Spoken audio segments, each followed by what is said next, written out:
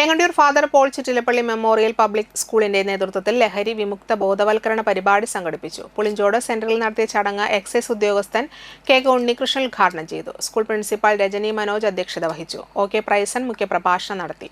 E. Ranadev, മുൻ school administrator Jose Elavathingal, vice principal P A. Joy, അധ്യാപിക ഗ്ലോറി അക്ബർ, വൈഷ്ണവി സിജു എന്നിവർ സംസാരിച്ചു. തുടർന്ന് വിദ്യാർത്ഥികളുടെ ഫ്ലാഷ് മോബ്, മൈം, ലഹരിവിരുദ്ധ പ്രസംഗം എന്നിവ ഉണ്ടായിരുന്നു. കൂടാതെ ലഹരിവിരുദ്ധ ബോധവൽക്കരണത്തിന്റെ ഭാഗമായി ലഘുലേഖകൾ കടകളിലും യാത്രക്കാർക്കും വിതരണം ചെയ്തു.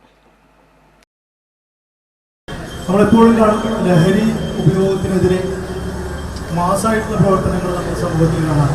ലഹരി വിരുദ്ധ ബോധവൽക്കരണം, അതിനുമായി ബന്ധപ്പെട്ട് ചെസ് കോമ്പറ്റീഷൻ, അല്ലെങ്കിൽ ലഹരി വിരുദ്ധ പ്രവർത്തനങ്ങളുടെ ഭാഗമായിട്ട് കൂട്ടയോട്ടം, അല്ലെങ്കിൽ ലഹരി വിരുദ്ധ പ്രവർത്തനവുമായിട്ട് ഞങ്ങൾ ബ്രദർ ലിവിംഗ് സൊസൈറ്റി PLCയുടെ ലഹരി വിരുദ്ധ പ്രവർത്തനത്തിൻ്റെ ഭാഗമായിട്ട് ഞങ്ങൾ വായനാ കോമ്പറ്റീഷനൊക്കെ നടന്നു. അപ്പോൾ മൊത്തത്തിൽ ലഹരി വിരുദ്ധ പ്രവർത്തനങ്ങൾക്ക് മത്സരങ്ങൾ സംഘടിപ്പിക്കും.